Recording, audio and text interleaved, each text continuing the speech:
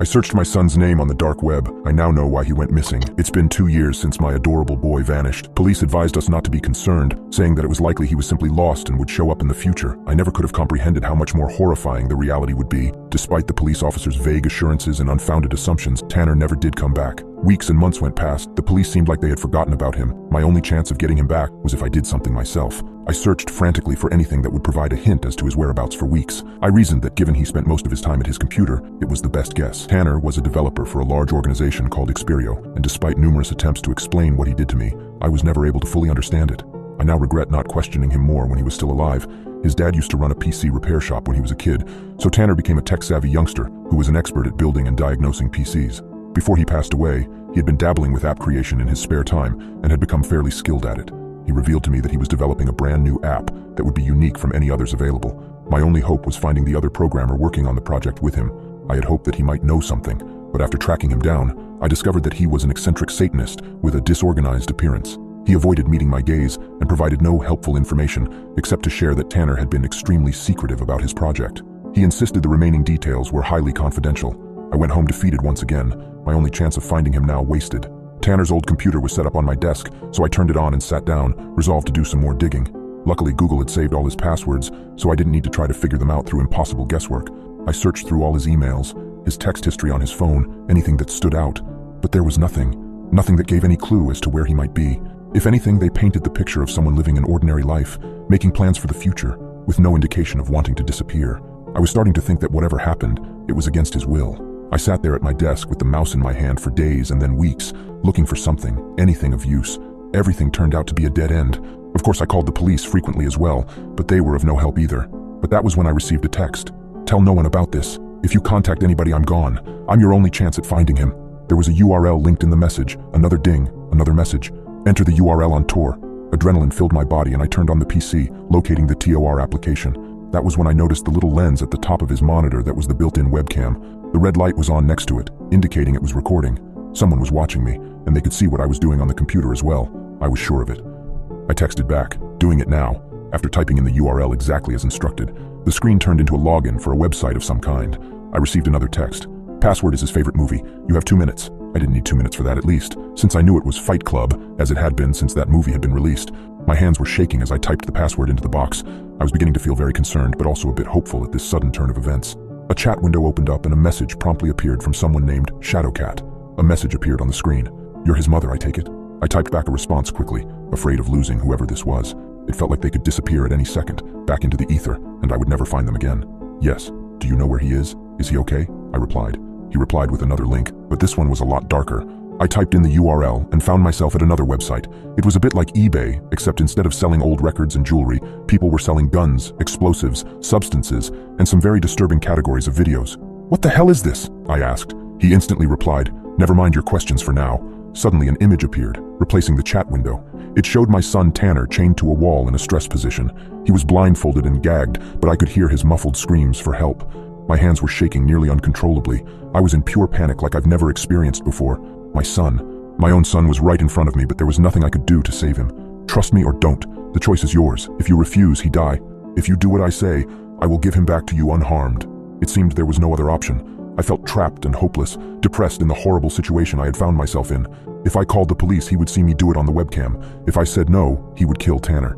"Fine. Yes, I'll do what you want," I said. He replied, "Good. Here's your shopping list. Get everything on it." A long list of items was included next, and my eyes widened further as I read through it. The chat window closed suddenly. I was left alone in my living room, my heart beating fast and hard in my chest. Only the other website remained now, the one with black market guns and explosives and everything else illegal that you could have delivered to your doorstep. I debated calling the police again, telling them these new developments, or even going to the police station. But what if the kidnapper found out? He obviously had ways to spy on me, so I did as they said. I filled the online shopping cart with the requested illicit items and entered my credit card information, cringing as I hit enter. I guessed I would have to cancel my credit card since I didn't trust the vendors one bit, but at least that part was done. Only a week later, the package arrived in the mail. I wasn't sure what to expect, but I definitely wasn't expecting it to work. As soon as I had brought it inside, I got another text message. It invited me to another chat on Tor, where I was given a physical address. They said to meet them there with the package, and they would give me back my son. I was to tell no one where I was going. It was dark by the time I arrived at the old warehouse in the industrial section of town. My trunk had some cargo in it that would surely get me a couple decades in prison, if not more. Terrified, I sat in my car, still gripping the steering wheel tightly with both hands, despite the car being turned off. I had no idea what was going to happen next. Whoever took my son could take me too. Was this just some huge plan to unalive both of us? My cell phone chimed and I nearly jumped out of my skin. It was a text message. Come inside through the east door. I looked up and saw a door right in front of where I parked. I was terrified, but knowing this was my only chance of saving my innocent son, I took a deep breath and got out of the car, bringing the bag with me. My hand shook as I reached out and grasped the doorknob, turned it, and went into the dark, cavernous space inside the warehouse. As difficult as it was to see outside, it was even darker in there. "Hello?" My voice echoed back at me. "Did you bring everything?" I jumped, startled when I heard the voice. It was raspy and low-pitched, and made the hair stand up on the back of my neck at the sound of it. Yes," I whimpered back. "Good, bring it this way." Terrified, I stepped forward into the pitch blackness, unsure if I would run into something. I moved slowly and deliberately, hoping not to hurt myself. "He's got it for us." "Yes." Suddenly I realized there was not just one voice speaking, but many. They were all around me, surrounding me in the darkness. I felt their movements in the air around me and heard sounds like the wind blowing during a thunderstorm. I heard them moving closer now, inching towards me. Their voices were in my ears as I backed away. "Where is my son? Show him to me or you get nothing!" I was terrified, but determined to get Tanner back, come hell or high water. "Or maybe we'll keep you as well, little son. Maybe someone will want you back badly enough to bring us more offerings, more dark treasures." As soon as the words finished echoing in the blackened room, a light snapped on. To my horror, it revealed not just one person, but a host of people. They were monstrous in their appearance, their forms human-like but twisted and deformed in a grotesque manner, as if they had conducted their own twisted body modifications on themselves. Some were horrifically tall, others possessed limbs that were too long, too twisted. Eyes glowed from some as if they had installed LED lights into their eyelids, whilst others had no visible eyes at all. They were staring at me, grinning with a glee that sent chills down my spine. In the corner of the room, I noticed a heap on the floor, illuminated by the harsh light. It took me a moment to register. It was Tanner, alive but not moving. His eyes were wide open, filled with terror. He was restrained and gagged, but most horrifyingly, he seemed to be changing, his skin slowly morphing into something resembling the beings in front of me. "You want him?" the tallest creature rasped. "First, deliver the package."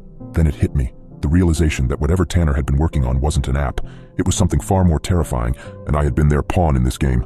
Their laughter filled the air, a sound as cruel and heartless as their grins, but I could barely hear it over the blood rushing in my ears. Tanner was changing, and I had brought the ingredients for his transformation. "Your task isn't done," the creature said, grinning malevolently. "Oh no, you're just getting started." As the words sank in, the lights went off, leaving me in complete darkness once again. The chilling laughter echoed around me, growing fainter until I was left alone with the unconscious body of my son. A sudden sharp pain exploded in my neck, and I instinctively reached out to touch the spot, finding a small, jagged piece of metal lodged into my skin. The world started to spin as I pulled the object out, looking at it under the faint light seeping in from the cracks in the warehouse door. It was a small, thin syringe, empty, but it reeked of a chemical scent I couldn't place.